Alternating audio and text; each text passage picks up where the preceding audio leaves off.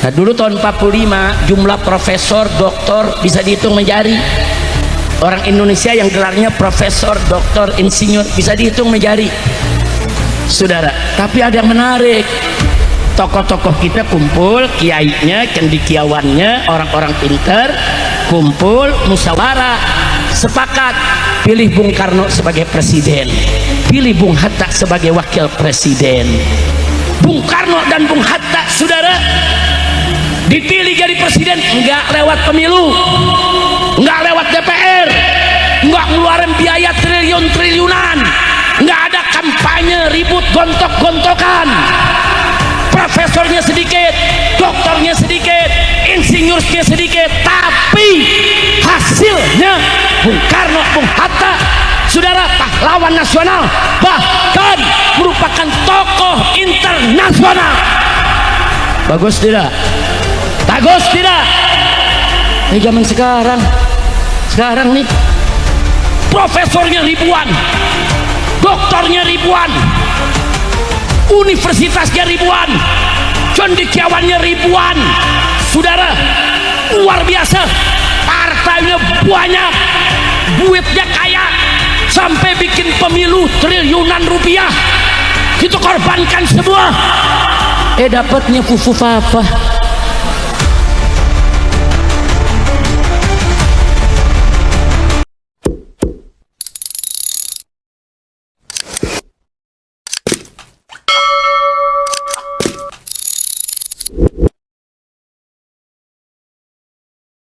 Assalamualaikum warahmatullahi wabarakatuh.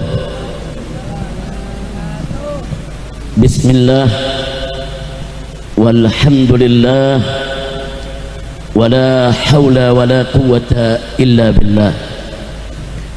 Ashhadu an la ilaha illallah wahdahu la syarika lah wa ashhadu anna sayyidana Muhammadan abduhu wa rasuluh la nabiyya ba'dah. Allahumma salli wa sallim wa barik ala sayyidina wa habibina wa syafi'ina wa maulana nabiyyina Muhammadin wa ala alihi at-tahirin at-tayyibin wa ashabihi al-ghurri al-mayamin wa man tabi'ahum bi ihsanin ila yaumiddin. Amma ba'd. Kepada para habaib, para alim ulama, para kiai, para tuan-tuan guru, para tokoh, segenap ulama maupun umara yang telah ikut mendukung kelancaran acara ini, yang ikut memberi andil dalam kesuksesan acara ini, termasuk mereka-mereka para donatur, para dermawan, para muhsinin, kita sampaikan salam penghormatan buat mereka, sekaligus apresiasi penghargaan yang tinggi, dan kita doakan agar mereka semua diberkahi oleh Allah Subhanahu wa ta'ala, dimudahkan segala urusannya, dibahagiakan dunia dan akhiratnya, amin ya rabbal alamin. Dan tentu penghormatan ini secara khusus dan istimewa kita sampaikan kepada guru kita, orang tua kita semua, saudara, yaitu Abuya Syekhuna Al-Walid Al-Muhtaram Al-Mukarram Kiai Haji Munawir Asli hafizahullah ta'ala wa ra'ah, famatanallahu bituli hayati wa nafa'ana bi ulumi fid dini wa dunya wal akhirah, amin ya rabbal alamin. Taqabbalallahu minna wa minkum fataqabbal ya karim. Ahiba'il kiram, acara tablik seperti ini, saudara, sudah puluhan tahun dilaksanakan oleh para habaib dan para alim ulama. Sebagaimana tadi disebutkan oleh Ustadz Anto MC kita, hafizahullah ta'ala wa ra'ah, saudara, dulu di tahun 90-an acara menjelang tahun baru miladiah seperti ini, saudara, itu diadakan di majelis taklimnya almarhum Kiai Haji Fakhrur Razi Ishaq rahimahullahu rahmatan wasi'ah. Tadi adik beliau ikut hadir sini, yaitu Kiai Haji Ayub Ishaq, ya kawan, hafizahullah ta'ala wa ra'ah. terus setiap tahun. Saudara, setiap tahun diadakan, selesai bisa jam 1, jam 2 dan seterusnya. Nah, setelah Kiai kita Fakhrul Razi Ishaq meninggal dunia, saudara, alhamdulillah acara tersebut terus dilanjutkan, yaitu oleh Kiai Haji Munawir Asli sampai hari ini tempatnya di sini ya kawan. Alhamdulillah. Makanya beliau begitu mengabarkan saya dari beberapa tahun yang lalu, Habib Rizik kita mau pindahkan ini. Kita udah bicara dengan Kiai Ayub, nah, supaya ini jangan sampai putus. Satu tradisi bagus yang dilaksanakan oleh ulama kita jaga, kita lestarikan, kita teruskan. Tapi jangan salah paham, acara seperti ini bukan kita merayakan tahun baru Masehi, bukan ya kawan. Bukan kita merayakan tahun baru miladiah, bukan. Kita menjaga umat kita supaya tidak ikut-ikutan orang di luar Islam dengan cara-cara menyambut tahun baru yang tidak islami. Itu yang tadi diceritakan oleh Ustadz Haji Anto tentang bagaimana marahnya almarhum Kiai Habib Syekh bin Ali Al-Jufri dan seterusnya. Kita ingin menjaga, sebab kalau nggak ada diacarakan seperti ini, anak-anak muda kita malam tahun baru, saudara, ada yang kebut-kebutan, saudara, bahkan ada yang antar kampung, saudara, perang kembang api. Bukan hanya kembang api dinyalakan di atas, kampung ini tembak jangwe kemari, kampung ini tembak jangwe kemari, akhirnya ribut, akhirnya pukul-pukulan, akhirnya ada yang jatuh mati terkapar di jalan. Nah, itu sudah dari dulu seperti itu, saudara. Nah, maka itu para ulama kita di Jakarta, di Bogor, di mana-mana mengambil inisiatif. Kalau gitu malam tahun baru kita ada yang pengajian. Untuk apa? Mencegah jangan sampai anak-anak muda kita ikut-ikutan acara-acara yang tidak islami, bahkan acara-acara yang bisa mengantarkan kepada dosa di malam tahun baru seperti ini. Sementara kalau kita duduk seperti ini, saudara, duduknya kita saja di majelis zikir itu sudah bisa mendatangkan keberkahan. Duduknya kita saja di majelis zikir, saudara, itu sudah bisa menurunkan rahmat dan maghfirah dari Allah Subhanahu wa taala. Insyaallah tidaklah kita pulang dari tempat ini kecuali dosa kita diampuni oleh Allah Subhanahu wa taala. Amin ya rabbal alamin. Nah, saudara, kalau kita tidak mau merayakan malam tahun baru, saudara, bukan berarti kita anti kepada kalender miladiah, bukan. Jangan salah paham. Kalender Hijriah dengan kalender miladiah. Kalender miladiah mengikuti jalannya matahari. Kalender Hijriah mengikuti jalannya bulan. Allah firmankan dalam Al-Quranul Karim dalam surat Ar-Rahman, Asy-Syamsu wal Qamaru bihusban. Yang namanya matahari dan bulan itu punya hitungan, saudara. Allah sudah kasih tahu kok dalam Quran. Artinya apa, saudara? Enggak dosa kita menggunakan hitungan qamar, hitungan syams, hitungan matahari, hitungan bulan. Saudara, dua-duanya makhluk Allah, dua-duanya ciptaan Allah, dan dua-duanya ditakdirkan oleh Allah, ada perjalanannya masing-masing. Tatkala bumi berputar di hadapan matahari, saudara, terjadilah perputaran antara siang dan malam. Terjadinya siang dan malam bukan perputaran bumi dengan bulan, tapi perputaran bumi pada porosnya, saudara, di hadapan matahari. Nah, sementara perjalanan bulan punya, saudara, tempat-tempat singgahnya di orbitnya sendiri, saudara, yang ada di sekitar bumi ini, saudara. Nah, itulah yang membuat terjadinya pertukaran dari bulan ke bulan Hijriyah. Sementara matahari, saudara, juga punya orbit. Matahari juga berjalan, saudara, dari utara ke selatan, dari selatan ke utara, saudara, sehingga terjadilah perubahan musim, saudara. Terjadi perubahan musim, ada musim hujan, ada musim kemarau di sebagian negara-negara tropis. Tapi kalau negara-negara yang lebih dekat ke kutub utara atau kutub selatan, saudara, nah, ada musim dingin, ada musim panas, ada musim gugur, saudara, dan lain sebagainya. Jadi artinya baik matahari maupun bulan, saudara, punya hitungan masing-masing. Nah, perjalanan matahari dari utara ke selatan, selatan ke utara, itulah yang disebut tahun miladiah, saudara, yang jumlahnya 365 hari per tahun, nggak berubah, terus jalan seumur-umur seperti itu, saudara. Nah, jadi umat Islam dalam kehidupan muamalah sehari-hari nggak dilarang untuk menggunakan kalender hijriah. Oh, ada kalender hijriah, ada kalender miladiah, ada kalender miladiah, ada kalender Cina, ada kalender India, saudara, ada kalender hijriah dan lain sebagainya. Bebas, silakan, selama itu mengikuti perjalanan makhluk Allah yang bernama matahari dan bulan. Akan tetapi dalam urusan ibadah, Allah dan Rasulnya mengikat ibadah tersebut dengan tanggal-tanggal hijriyah, saudara.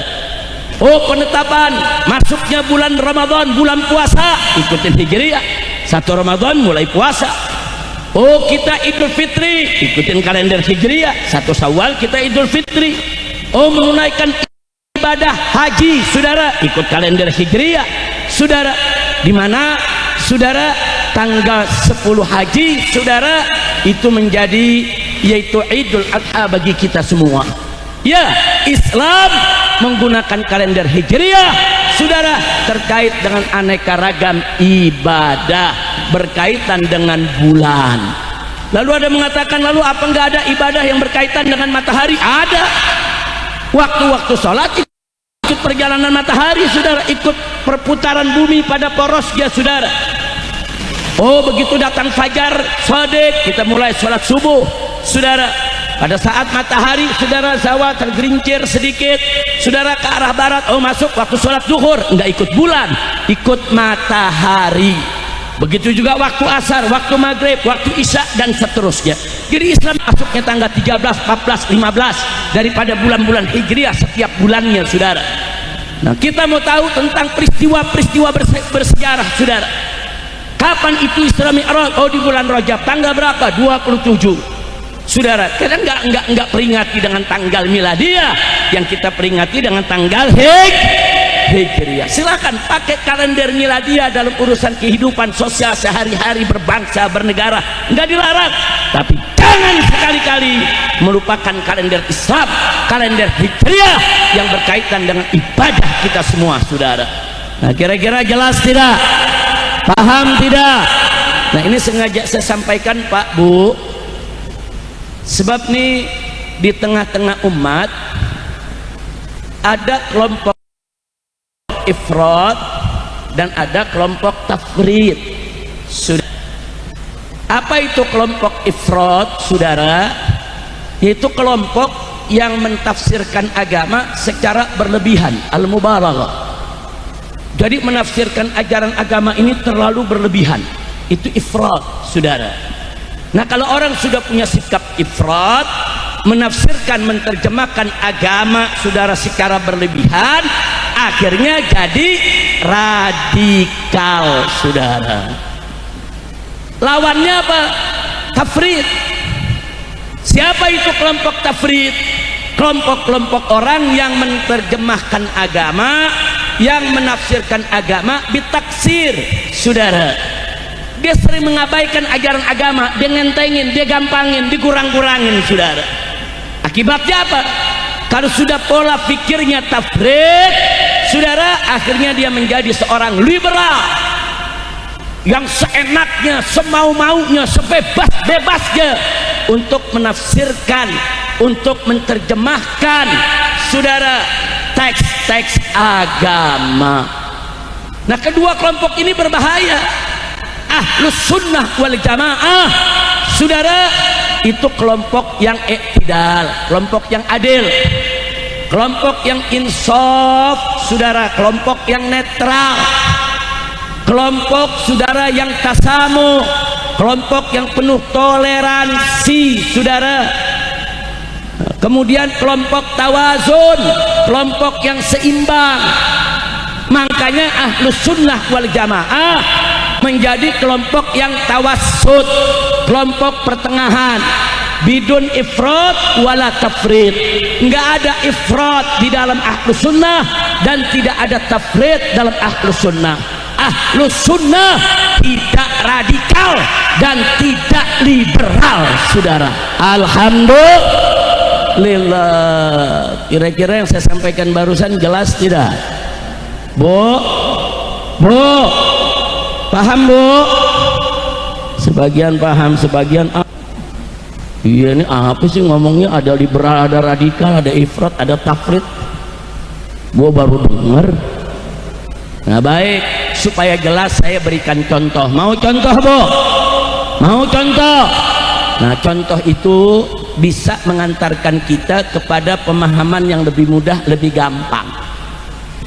Saya kasih contoh, saudara, satu ayat Al-Quranul Karim. Allah menyatakan dalam Al-Quranul Karim, faqala ta'ala wa qatilul musyrikina kaffah. Perangilah orang-orang musyrik semuanya. Bahkan di ayat lain dinyatakan waqtuluhum haitsu saqiftumuhum. Bunuh saja mereka semua di mana saja kamu jumpai mereka. Ini ayat Quran, Pak.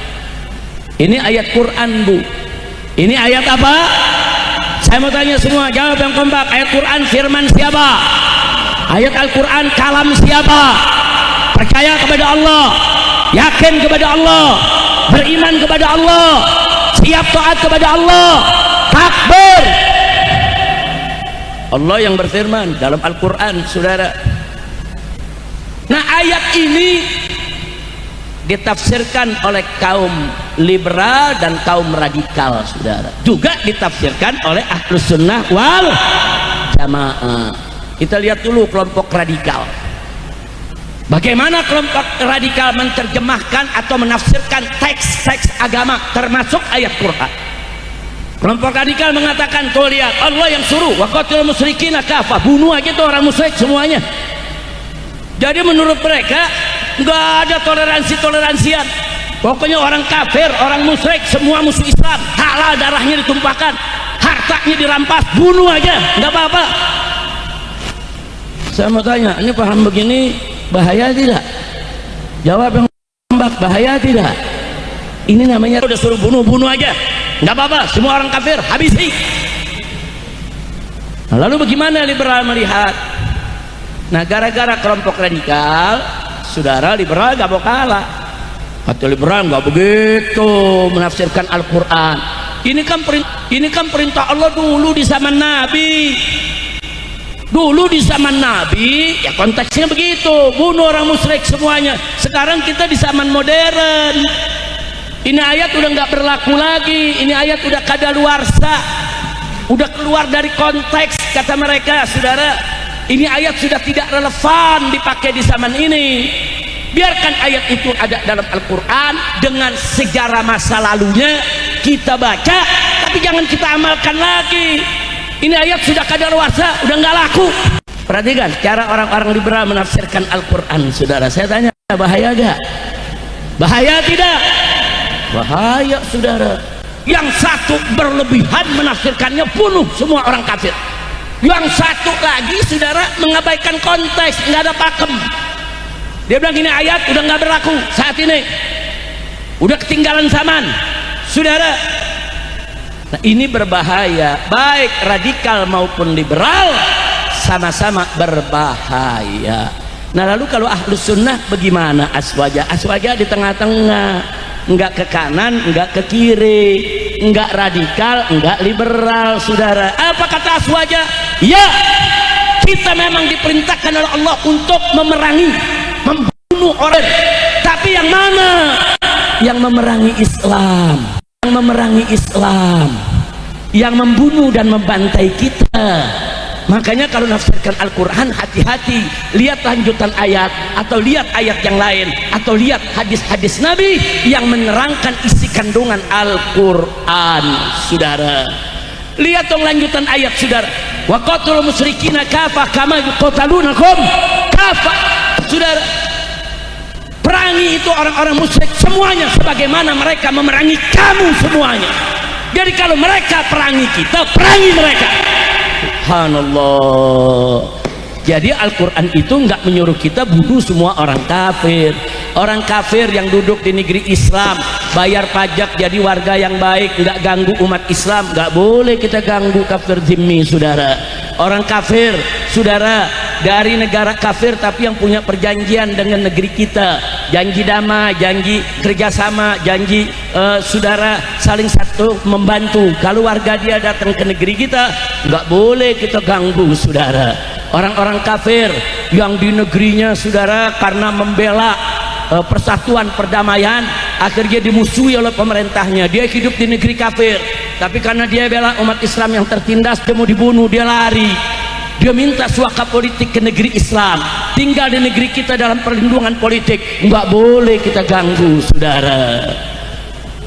Jadi sekali lagi, orang kafir tuh ada klasifikasinya. Kafir zimmi yang nggak pernah ganggu umat Islam, hidup di negeri Islam dengan damai, haram kita ganggu hartanya, haram kita ganggu nyawanya, saudara. Begitu juga orang-orang kafir muahid, saudara, yang negerinya ada perjanjian dengan negeri kita. Walaupun dia kafir, hidup di negara kafir, tapi kalau dia lagi berkunjung ke negeri kita, haram kita ganggu hartanya, haram kita ganggu jiwanya, saudara. Begitu juga orang-orang kafir mustakman, kafir yang mendapatkan suaka politik dari kita punya negeri, saudara. Nah, walaupun negerinya musuh kita, tapi orang ini bela negara Islam yang dizalimi sampai diusir oleh negerinya. Kita berikan suaka politik, tinggal di negeri kita, haram kita ganggu hartanya, haram kita ganggu jiwanya, saudara. Lalu kafir yang mana yang kita harus perangi, saudara? Bahkan wajib kita perangi orang kafir yang memerangi Islam, saudara. Orang kafir yang membantai umat Islam, saudara. Seperti Zionis Israel yang membantai orang Islam di Palestina, di Gaza, membunuh, membakar, memperkosa, lawan mereka, habisi mereka, saudara. Kira-kira jelas tidak? Jadi saya mau tanya, tafsirnya Ahlus Sunnah bagus tidak? Bagus tidak? Tafsirnya Ahlus Sunnah apa radikal? Tafsirnya Ahlus Sunnah ini radikal tidak? Jawab yang keempat, radikal tidak? Tafsirnya Ahlus Sunnah liberal tidak?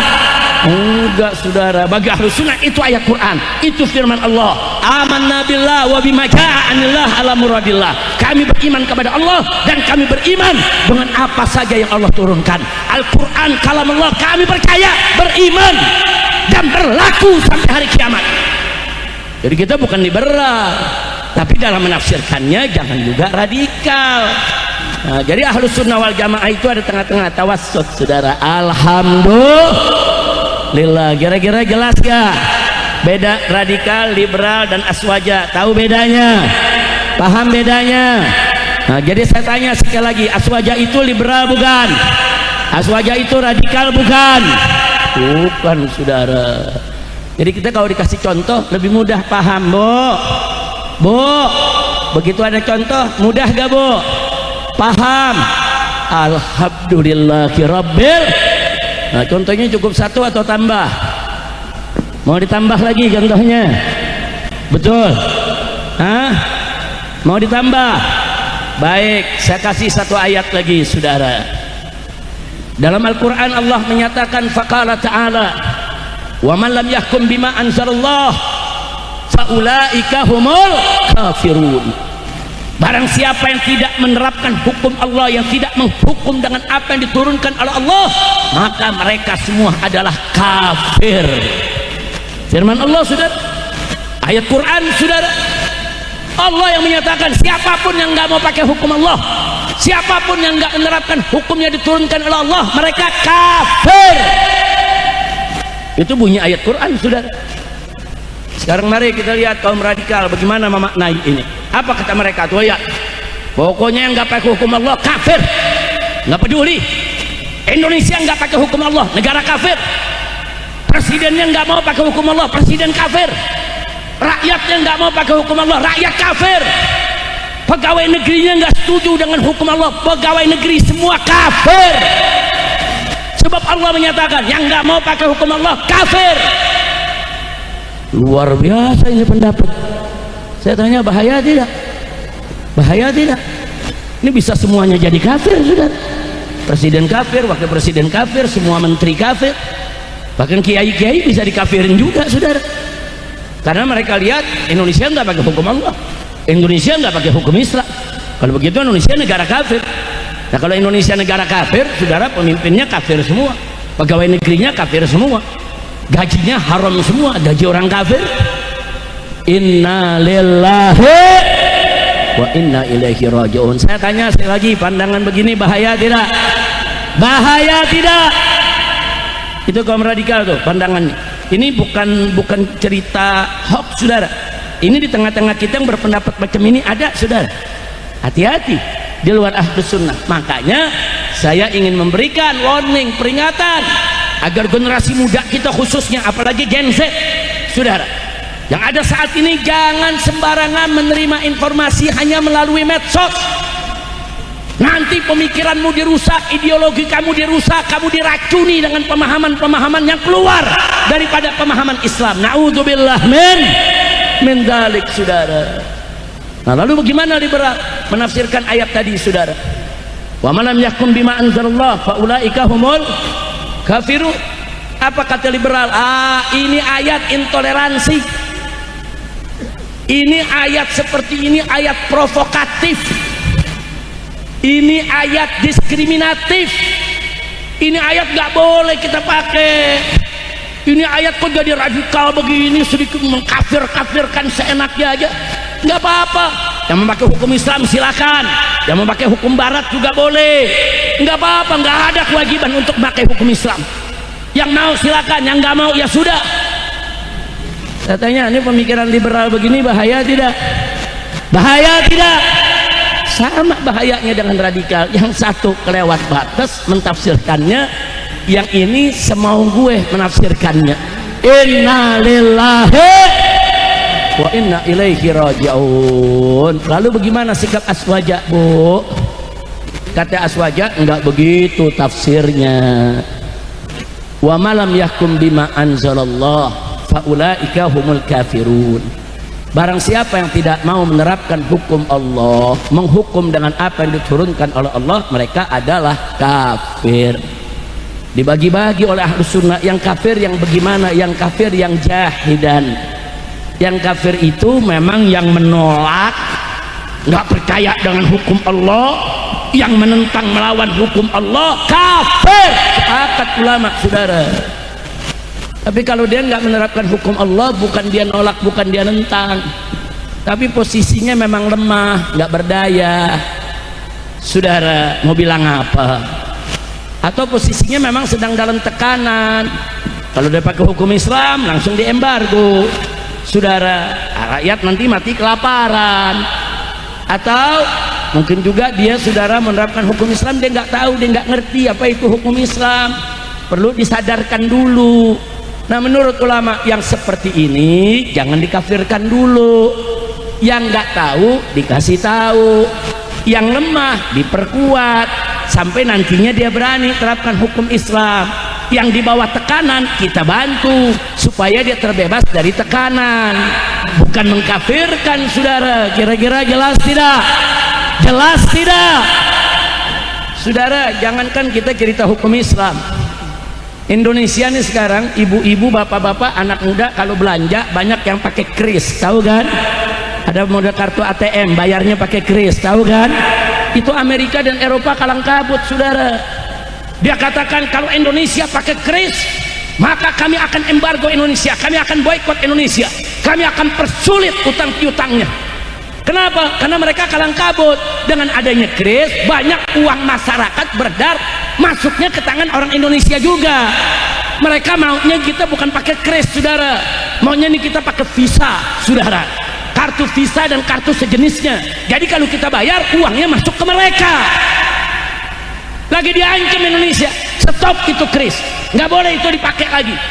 Nah, ini sekarang lagi tawar-menawar. Nah, kita kuat apa enggak? Itu aja persoalannya. Kalau kita kuat, lawan terus. Tapi kalau besok kita nggak kuat, presiden saja tidak berdaya, saudara, mau bilang apa? Ujung-ujungnya terpaksa kris dihapus, saudara. Itu baru urusan kris, belum hukum Islamnya, saudara. Belum hukum potong tangan, belum hukum pancung, saudara, belum hukum rajam, saudara. Dunia nggak diam. Kalau Indonesia lemah menerapkan hukum Islam, ditekan habis. Makanya kalau kita menerapkan hukum Islam, Indonesia harus kuat. Kuat secara ekonomi, kuat secara militer, saudara. kuat moralnya, kuat integritasnya, sehingga kita punya jati diri, harkat, martabat yang bisa kita pertahankan. Kalau kita terapkan hukum Islam, nggak ada negara lain bisa tekan kita, saudara. Kira-kira jelas tidak? Paham tidak? Nah, makanya kalau Indonesia belum terapin hukum Islam, jangan ngafir-ngafirin dulu. Jangan. Dikit-dikit pemerintah kafir, tentara kafir, polisi kafir, semua kafir, dia doang yang Islam sendirian. Kira-kira jelas tidak? Maka itu saya mau tanya, Ahlus Sunnah netral tidak? Adil tidak? Seimbang tidak? Apakah Ahlus Sunnah radikal? Apakah Ahlus Sunnah liberal? Enggak. Ayat itu tetap kita pakai. Sama dengan hukum sholat. Sholat itu kan hukum Allah. Ada orang nggak sholat dalam mazhab Syafi'i, nggak langsung dikafirkan, saudara. Tanya dulu, ente nggak sholat kenapa? Kalau dijawab sholat gak wajib, sholat gak perlu, nggak ada itu sholat wajib, bohong itu sholat wajib, dia bilang begitu, kafir, murtad, dia keluar dari Islam, saudara. Tapi ada orang sholat, kenapa ente nggak sholat? Dijawab, ya anda tahu sholat wajib, emang gimana ya, kadang-kadang anda sibuk, kadang-kadang anda repot, kadang-kadang anda banyak lupa, kadang-kadang gimana ya, anda masih males, tapi anda tahu itu wajib, anda tahu dosa, anda nggak sholat. Nggak boleh kita kafirin, saudara. Yang begini disadarkan, didakwahkan agar dia tidak meninggalkan sholat, saudara. Atau ada orang baru masuk Islam, nggak sholat-sholat, kita tanya, kenapa nggak sholat? Dijawab, anda nggak tahu sholat wajib, anda masuk Islam aja, ngucapin 2 kalimat syahadat terus nggak ada yang bimbing anak nggak tahu kok sholat 5 waktu wajib. Atau dibilang anak kira zuhur doang yang wajib. Boleh dikafirkan lagi yang begini? Nggak boleh, diajari. Yang nggak tahu ajarkan, saudara. Yang lalai sadarkan, saudara. Tapi yang melawan, menentang hukum Allah, itu yang kafir. Kira-kira jelas tidak? Paham? Saya udah kasih 2 contoh tuh. Udah cukup ya 2 contoh ya? Cukup apa lanjut? Cukup apa lanjut? Betul, lanjut. Satu lagi deh, yang terakhir. 3 aja, 3. Bu, saya mau tanya, Ahlus Sunnah indah tidak? Bagus tidak? Alhamdulillah. Nah, yang ketiga, tadi kan yang pertama ayat Quran, kedua ayat Quran, yang ketiga hadis deh. Kita pakai hadis, saudara. Dalam satu hadis sahih, Nabi mengatakan, kullu bid'atin dolalah wa kullu dolalatin finnar. Setiap sesuatu yang baru itu adalah sesat, dan setiap kesesatan itu masuk neraka, ada di dalam neraka. Hadis Nabi, hadis sahih, saudara. Nggak boleh kita tentang hadis. Nah, sekarang kelompok radikal apa dia bilang? Tuh, lihat, pokoknya semua yang baru bid'ah. Nggak ada tuh bid'ah dolalah, bid'ah hasanah, bid'ah dibagi 2, enggak. Semua bid'ah dolalah, sesat. Nggak boleh kita bagi-bagi. Dari mana tuh mau dibagi-bagi? Ada bid'ah dolalah, ada bid'ah hasanah, ada bid'ah sayyi'ah, ada bid'ah mahmudah. Bohong itu semua, kata dia. Nabi mengatakan kullu bid'atin dolalah, bid'ah adalah sesat, titik. Semua bid'ah sesat. Luar biasa. Kita tanya, maksud ente bid'ah apa? Apa saja yang nggak pernah dilakukan oleh Nabi, dan apa saja yang tidak pernah ada di zaman Nabi. Oh, jadi kalau yang nggak ada di zaman Nabi bid'ah? Iya, bid'ah. Mukeli zaman Nabi nggak ada, berarti mukeli bid'ah dong. Saudara, kelompok radikal langsung mengartikan total bid'ah, semuanya sesat, titik. Kelompok liberal lain lagi. Kata kelompok liberal apa? Ini hadis nggak masuk di akal.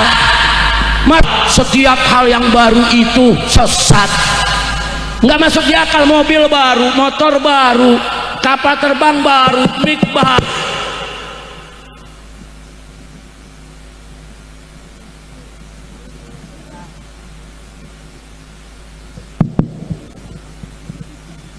Mic-nya marah, dibilang bid'ah.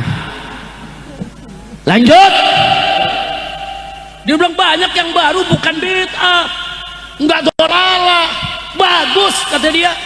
Ini hadis nggak masuk di akal. Ini hadis sudah kadaluarsa. Ini hadis nggak tahu kemajuan zaman, tolak. Jangan-jangan ini hadis palsu kata mereka. Nggak mungkin dong Nabi masa berkata yang nggak masuk di akal. Itu kata liberal, saudara. Kacau tidak? Kacau tidak? Nah terus Ahlus Sunnah bagaimana? Ahlus Sunnah sabar dulu. Kalau mau maknai hadis ini, lihat juga dong hadis yang lain. Kan hadis yang lain juga ada man sanna sunnatan hasanatan dan seterusnya, saudara. Jadi kata Ahlus Sunnah, kullu bid'atin dolalah, setiap bid'ah itu sesat. Maksud dia bid'ah di sini bid'ah dalam urusan ibadah. Adapun dalam urusan dunia nggak masuk dalam hadis ini. Betul tuh yang tadi dikatakan liberal, cuman liberalnya kebablasan sampai hadisnya dimaki-maki. Benar, ini juga bid'ah, sesuatu yang baru. Speaker sesuatu yang baru, listrik, lampu, saudara, videotron, ini semua sesuatu yang baru. Tapi ini bukan urusan ibadah, itu urusan perlengkapan, peralatan. Nggak apa-apa kalau itu nggak masuk hadis ini. Hadis ini bicara tentang ibadah atau sesuatu yang berkaitan dengan ibadah walaupun dia bukan ibadah, saudara. Nah ya, jadi saudara, ini dimaksud bid'ah. Itu pun kata Ahlus Sunnah, bid'ah yang dimaksud di sini yaitu sesuatu, saudara, yang baru, yang tidak pernah ada di zaman Nabi dan tidak pernah dilakukan oleh Nabi, saudara. Ini memang bid'ah, tapi bid'ah ini ada dua. Ada sesuatu yang baru tidak pernah dilakukan oleh Nabi, tapi itu tidak bertentangan dengan ajaran Nabi. Ada juga sesuatu yang baru tidak pernah dilakukan oleh Nabi, tapi bertentangan, saudara, dengan apa yang diajarkan oleh Nabi. Yang tidak bertentangan itu yang disebut bid'ah hasanah. Yang bertentangan itulah yang disebut bid'ah sayyi'ah, itulah yang dolalah. Jadi kullu bid'atin dolalah, maksudnya kullu bid'atin sayyi'atin dolalah. Setiap bid'ah yang buruk, jelek, melanggar ajaran Nabi, dolalah, sesat. Nah makanya saudara, menurut Ahlus Sunnah wal Jamaah, saudara, merayakan Maulid Nabi, Isra Mi'raj nggak pernah ada zaman Nabi. Memang itu bid'ah, tapi apakah itu bertentangan dengan yang diajarkan oleh Nabi? Lihat tata caranya, saudara.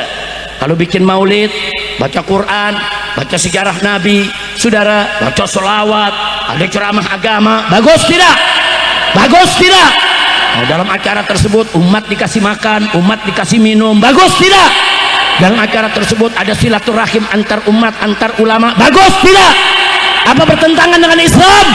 Tidak. Bid'ah memang, tapi bid'ah hasanah. Tapi ada orang bikin maulid, saudara, pakai jaipongan, pakai dangdutan, perempuan laki campur aduk, saudara, joget, bahkan ada yang telanjang, yang buka aurat. Ngawur tidak? Saya mau tanya, itu caranya halal atau haram? Halal atau haram? Udah melakukan maulid, saudara, yang dituduh bid'ah, pakai cara yang haram, itu yang bid'ah dolalah, itu yang bid'ah sayyi'ah. Kira-kira jelas gak? Sekarang saya tanya, zaman sekarang ada gak yang merayakan peringatan, saudara, sejarah Islam, hari besar Islam, tapi dengan joget-joget buka aurat di panggung? Ada gak? Ada, sudah. Kan gila itu, sudah. Dia bikin di atas panggung, belakangnya, saudara, peringatan Maulid Nabi ditulis, di depannya perempuan buka aurat, joget-joget, lelaki ikut naik, nyawer, taruh duit di belahan dada yang terbuka, saudara. Kurang ajar. Ini bid'ah sayyi'ah yang begini, yang dolalah, yang begini, yang mesti kita perangi. Kira-kira jelas tidak? Paham tidak? Nah, jadi saya mau tanya soal bid'ah, saudara, apa Ahlus Sunnah radikal? Apa Ahlus Sunnah liberal? Enggak, itulah Ahlus Sunnah. Begitu saya mau tanya sekali lagi, Ahlus Sunnah indah tidak? Bagus tidak? Takbir. Bangga tidak jadi Ahlus Sunnah? Siap jaga Ahlus Sunnah? Siap bela Ahlus Sunnah? Takbir. Shallu ala Nabi. Nah, jadi itu yang saya mau sampaikan, saudara. Jadi jadilah kita Ahlus Sunnah wal Jamaah, enggak kanan, enggak kiri, enggak radikal, enggak liberal. Indah Ahlus Sunnah, saudara. Selama Indonesia mayoritas Ahlus Sunnah, enggak usah khawatir, Indonesia akan terus bersatu, Indonesia akan tenang, akan damai, akan aman. Karena itulah ajaran Ahlus Sunnah wal Jamaah. Jangan kita mau diadu domba, kiai me kiai diadu domba, Habib ame Habib diadu domba, kiai ame Habib diadu domba. Inna lillahi wa inna ilaihi raji'un. Enggak boleh kita diadu domba, saudara. Kita wajib untuk bersatu, saudara, dan jadikanlah malam peringatan ini malam di mana kita siap bersatu, berjuang bersama untuk menegakkan kalimat Allah. Saya mau tanya semua sekali lagi, siap bersatu? Siap bersatu? Angkat tangan semua yang tinggi ke atas, siap bersatu. Takbir, takbir, takbir. Sallu ala nabi. Nah, jadi persatuan umat nih penting, saudara. Nah, baiklah, sebelum saya akhiri, saudara, saya minta kepada umat Islam semuanya, jangan melulu kita hidup nih, saudara, dikibulin melulu, saudara. Pak, Bu, dulu tahun 1945 waktu kita merdeka, belum ada pemilu, belum ada parlemen, belum ada DPR, saudara. Belum ada tuh partai politik sah ikut pemilu, belum ada. Nah, dulu tahun 45 jumlah profesor, doktor bisa dihitung menjari. Orang Indonesia yang gelarnya profesor, doktor, insinyur bisa dihitung menjari, saudara. Tapi ada yang menarik, tokoh-tokoh kita kumpul, kiainya, cendekiawannya, orang-orang pintar kumpul, musyawarah, sepakat pilih Bung Karno sebagai presiden, pilih Bung Hatta sebagai wakil presiden. Bung Karno dan Bung Hatta, saudara, dipilih jadi presiden enggak lewat pemilu, enggak lewat DPR, enggak ngeluarin biaya triliun-triliunan, enggak ada kampanye ribut gontok-gontokan. Profesornya sedikit, doktornya sedikit, insinyurnya sedikit, tapi hasilnya Bung Karno, Bung Hatta, saudara, pahlawan nasional, bahkan merupakan tokoh internasional. Bagus tidak? Bagus tidak? Zaman sekarang nih, profesornya ribuan, doktornya ribuan, universitasnya ribuan, cendekiawannya ribuan, saudara, luar biasa. Partainya banyak, duitnya kaya, sampai bikin pemilu triliunan rupiah, kita korbankan semua. Dapatnya fufu fafa.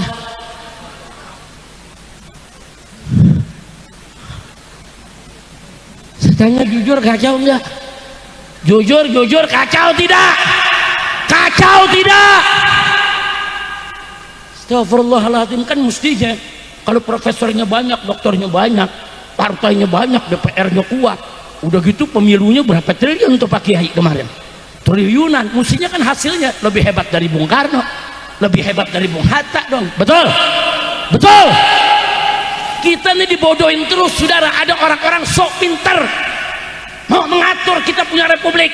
Dia ngatur sesama dia, siapa mesti jadi presiden, siapa mesti jadi wakil presiden, siapa mesti jadi menteri. Urusannya duit. Nggak ada tuh diceritakan soal kredibilitas, integritas, moral, akhlak. Bohong. Siapa yang kasih duit banyak, itu yang mesti dipilih dan dimenangkan, saudara. Mau curang, nggak ada urusan. Nggak ada lagi integritas, nggak ada lagi moral. Bohong, membudaya. Ini kebohongan makin kemari saya makin muak, saudara. Ada menteri depan presiden berani bohong, depan masyarakat ditonton, saudara, ada kamera. Presiden lagi turun ke Aceh, presiden pertama kali turun ke Aceh, lihat suasana gempa. Masyarakat bertanya, Pak Presiden, bagaimana listrik kami, listrik mati nih satu Aceh. Presiden tanya sama menteri, menterinya ada di depan dia, ada depan masyarakat.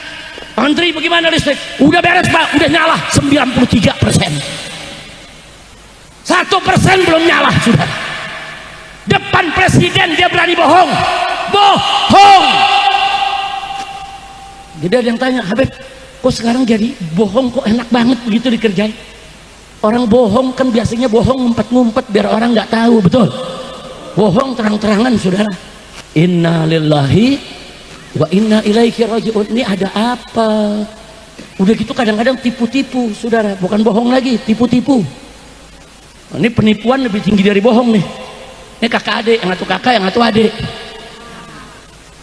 Lo bagaimana tipu-tipu? Ada presiden pengen anaknya jadi wakil presiden. Lo ketawa aja lo. Ada presiden pengen anaknya jadi wakil presiden. Lihat undang-undang, nggak boleh. Karena di undang-undang ditulis usia wakil presiden minimal 40 tahun, nggak boleh kurang.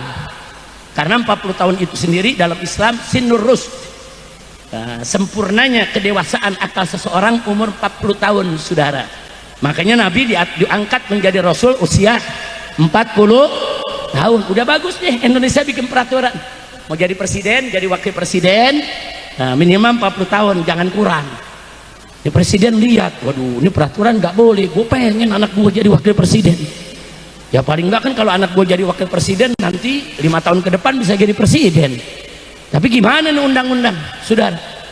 Kirim orang, gugat itu undang-undang ke Mahkamah Konstitusi. Di Mahkamah Konstitusi udah ditunggu sama iparnya untuk ngebela anak ya saudara. Keluarlah MK, putusan MK nomor 90, saudara. Isinya apa? Dia nggak ubah itu usia.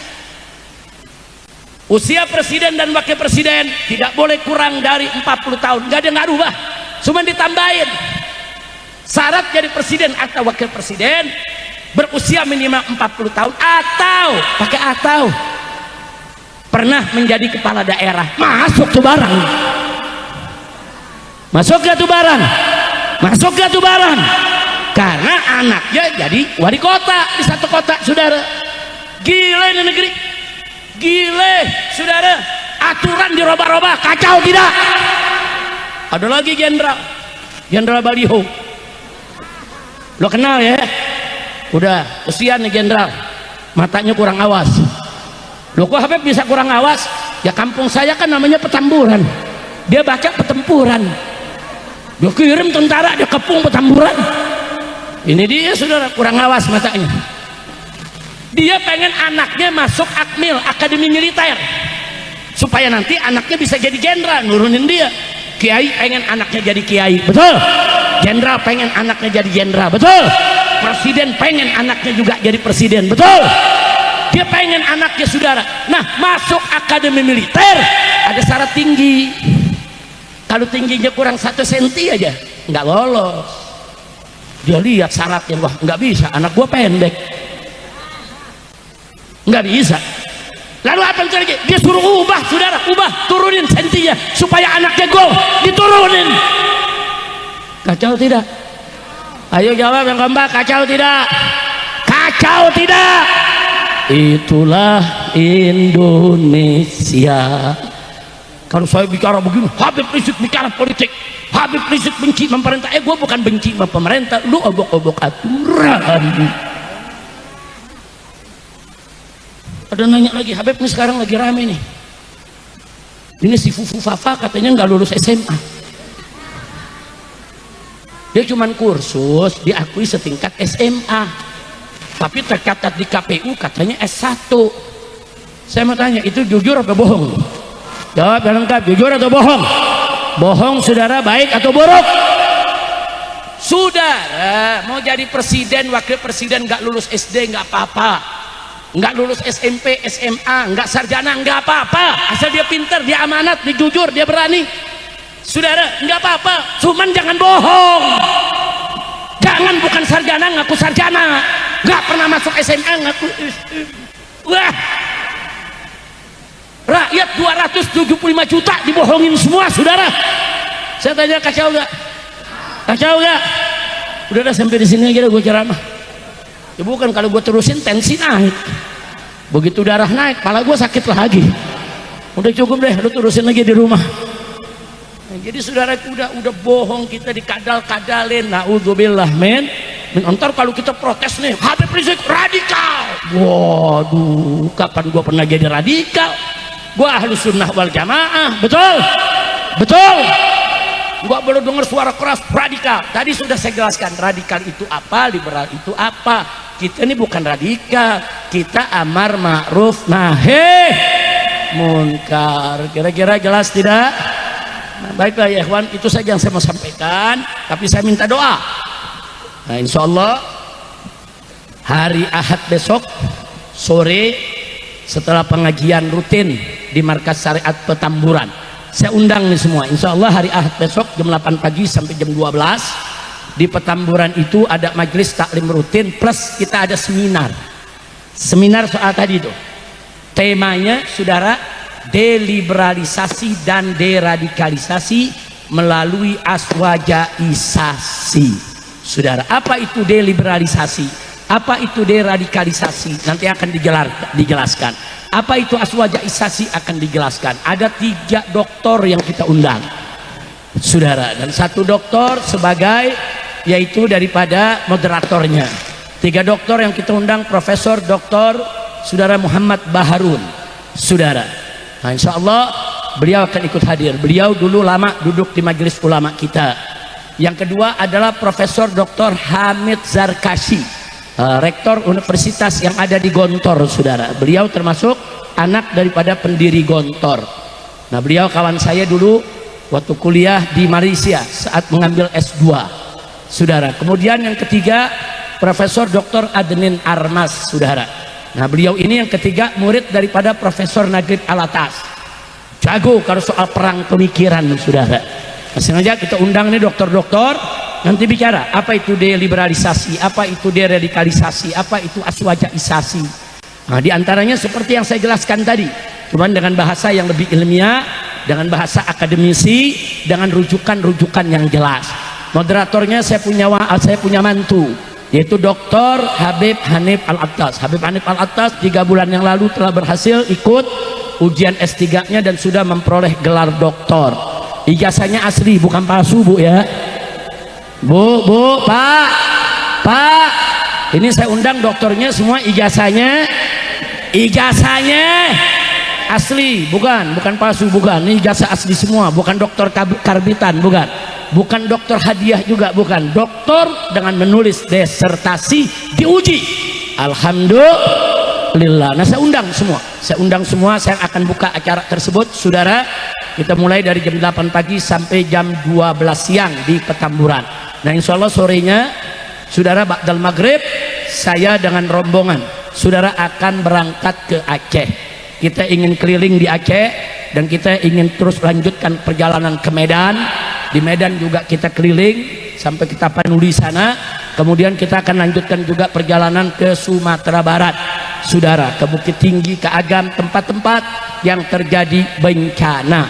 Karena saudara, kami dari Dewan Pimpinan Pusat Front Persaudaraan Islam, saudara, sudah mendirikan lebih dari 200 dapur umum, 200 titik dapur umum di seluruh tempat bencana yang terjangkau oleh relawan kita. Saudara, kita bikin dapur umum, kita lagi mengusahakan bangun hunian sementara, kita bangun MCK darurat, klinik darurat, sekolah darurat, saudara. Nah, itu semua sedang kita perjuangkan, karena nanti setelah liburan Januari ini anak-anak sekolah kan masuk sekolah lagi, sekolahnya udah rusak, sekolahnya udah hancur. Nah, terus mau pendidikan bagaimana? Masa ditunda setahun? Enggak. Kita sediakan tenda pendidikan, mereka bisa sekolah, mereka bisa dapat ujian, dapat rapot, dapat ijazah. Saudara, tetap pendidikan harus lanjut. Jadi Aceh bukan jangka pendek, ini kerja jangka panjang. Dulu kami pernah kerja di Aceh tahun 2004 ketika terjadi tsunami, 4 tahun baru selesai.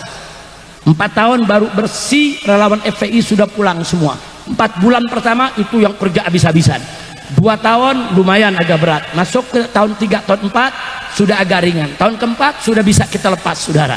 Orang-orang Aceh sudah kembali ke kampung masing-masing, ke rumah masing-masing, sehingga Banda Aceh Melabu hidup kembali sebagai perkampungan yang hidup seperti tidak pernah ada bencana. Nah, karena kami pernah pengalaman di sana seperti itu, besok kami mau coba apa yang pernah dulu kami lakukan lagi. Dan ini cakupan wilayah yang rusak lebih dari tsunami 2004, saudara, lebih. Walaupun korban yang mati lebih banyak di tsunami 2004, itu hampir 150.000 yang meninggal dunia, saudara. Mayat yang dikumpulkan oleh FPI saja relawan gak kurang dari 100.000 mayat. Dan saya, istri, saudara almarhumah yang sudah meninggal dunia, serta beberapa kawan, kita duduk di sana sampai 4 bulan.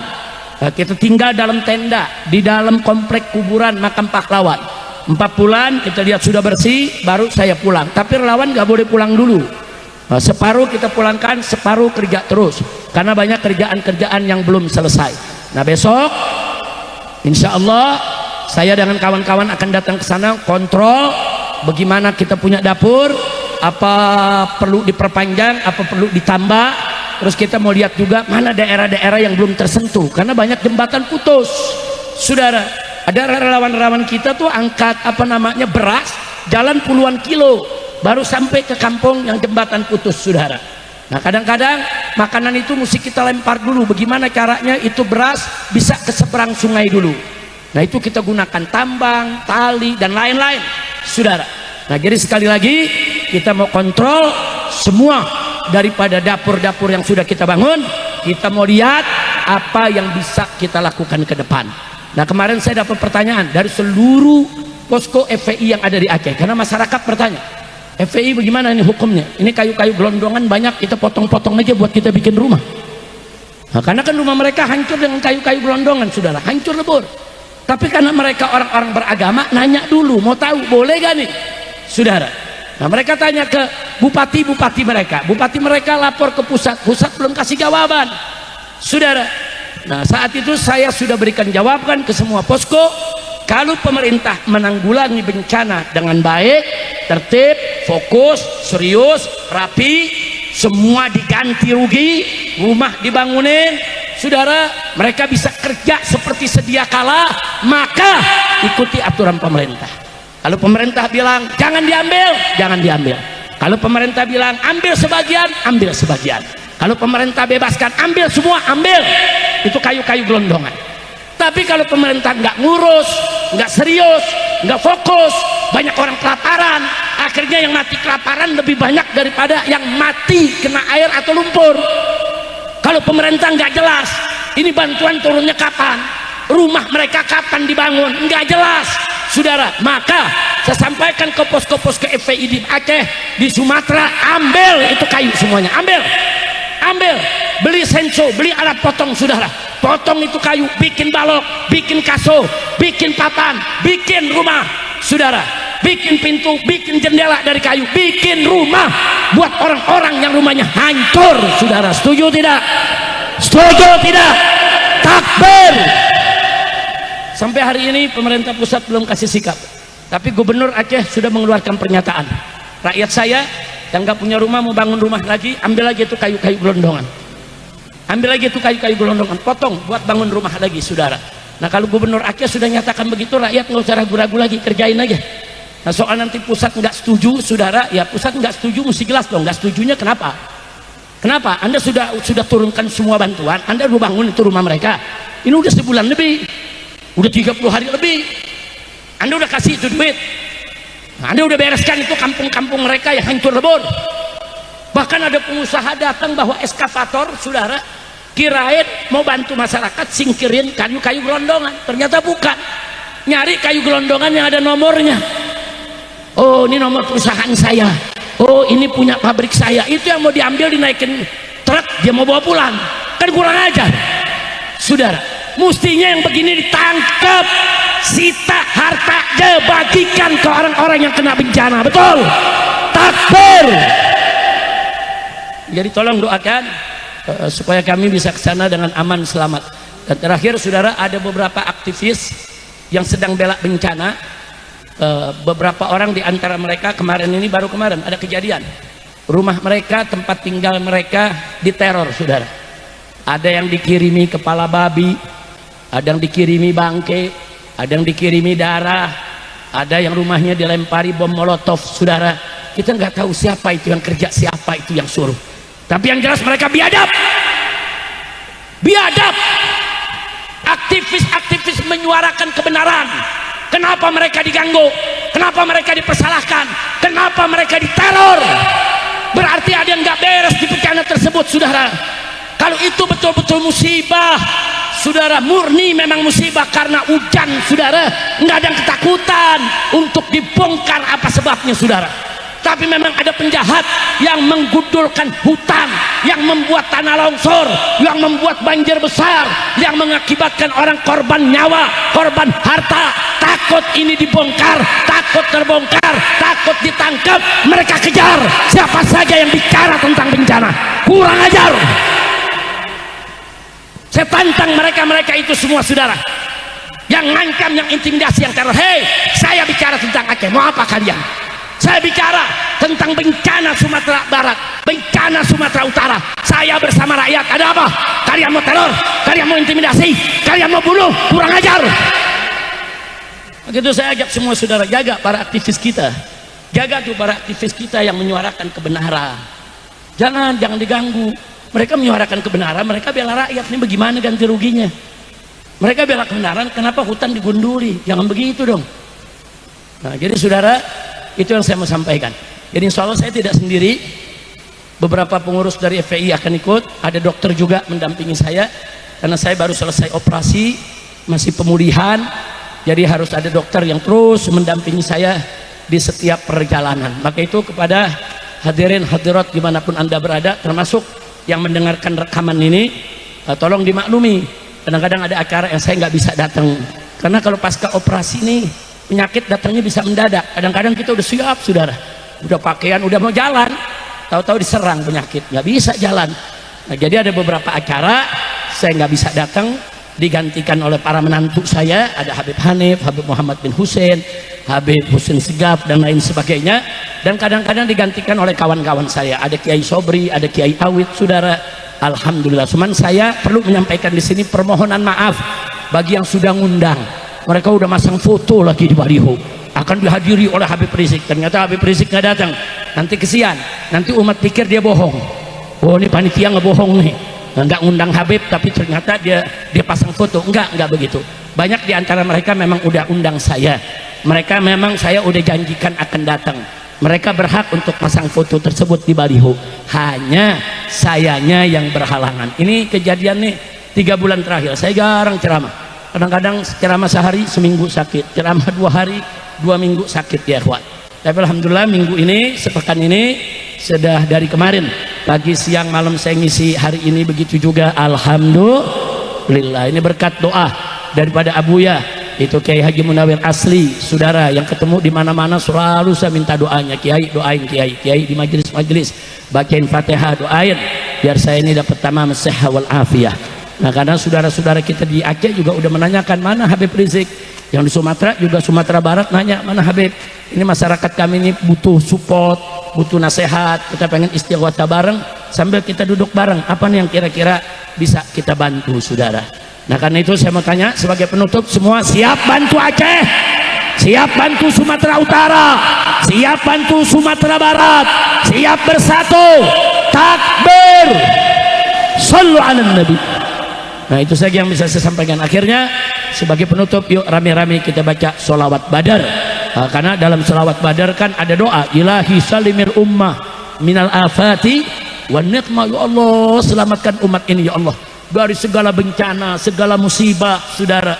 Kita mohon kepada Allah subhanahu, bahkan wadaf'i masaah anna, yaitu tolak ya Allah segala keburukan jangan sampai menimpa kami ya Allah. Jadi selawat badar luar biasa, isinya doa mohon keselamatan dari bala, dari musibah dan segala kesulitan. Yuk rame-rame kita baca. Ada tim hadrahnya di sini? Ya, tim hadrah siap-siap. Mana saya punya menantu Habib Ahmad, ta'al. Habib Ahmad. Coba ini dinyalain, nyala kan? Ada mic lagi? Ada mic lagi?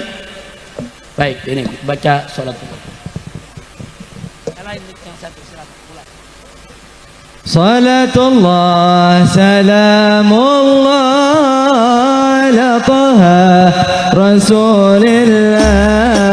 Salatullah salamullah ala yasin habibillah. Salatullah salamullah ala taha rasulillah. Salatullah salamullah ala yasin habibillah. Tawassalna bi bismillah wa bil hadi توسلنا ببسم الله وبالهدي رسول الله وكل مجاهد لله بأهل البدر يا الله صلاة الله سلام الله على طه رسول الله صلاة الله سلام الله على ياسين حبيب الله إلهي سلم الأمة من الآفات والنقمة إلهي سلم أمة من الآفات والنقمة ومن هم ومن غمة بأهل البدر يا الله صلاة الله سلام الله على طه رسول الله صلاة الله سلام الله على ياسين حبيب الله إلهي نجنا وكشف جميع أذية واصرف إلهنا وكشف جميع أذية واصرف مكيد العطا والكفر بأهل البدر يا الله سمونا صلاة الله سلام الله على طه رسول الله صلاة الله سلام الله على ياسين حبيب الله وصل على النبي البري بلا عد ولا حسر وصل على النبي البري بلا عد ولا حسر وآل سادات الغر بأهل البدر يا الله صلاة الله سلام الله على طه رسول الله صلاة الله سلام الله على ياسين حبيب الله على ياسين حبيب الله على ياسين حبيب الله Sallu ala nabi. Nah, mudah-mudahan selawat badar tadi yang isinya doa digabulkan oleh Allah Subhanahu wa taala. Barusan yang baca selawatnya saya punya mantu yang ketujuh, Bu. Habib Ahmad Al-Muhajir bin Zaki Al-Idrus. Abah beliau ayahnya adalah Imam FPI Jawa Barat. Alhamdulillah malam ini beliau bisa mendampingi. Tadi Habib Hanif datang. Ya, tadi saya punya menantu minta di awal karena malam ini ada acara seperti ini juga, yaitu di Bogor. Biasanya tiap tahun kami dari Bogor, saya dari Bogor kemari, Habib Hanif dari sini ke Bogor. Nah cuman malam ini saya nggak bisa ke Bogor karena memang tadi sudah saya katakan fisik saya terbatas sekali, jadi saya utamakan di sini. Alhamdulillah. Nah kita doakan biar guru kita, buya kita Kiai Haji Munawir Asli, beberapa waktu yang lalu kita tahu beliau melaksanakan operasi yang cukup serius ya kawan. Itu butuh keputusan yang nggak main-main, karena pertaruhannya adalah nyawa, saudara. Nah akhirnya saya diskusi dengan beliau di rumah sakit, di ruang ICU, saudara. Kita diskusi, kita kasih dorongan, tawakal. Akhirnya alhamdulillah operasi beliau aman, berhasil, dan saat ini beliau bisa ceramah kemana-mana, bisa ngajar. Kita doain agar Allah Subhanahu wa taala berikan beliau panjang umur dalam taat dan ibadah, dalam sehat wal afiat. Begitu juga kita dan semua keluarga kita. Ala hatikin niyah wa likulli niyatin salihah wa ila hadratin nabiyil mustafa sallallahu alaihi wasallam bisiril fatihah.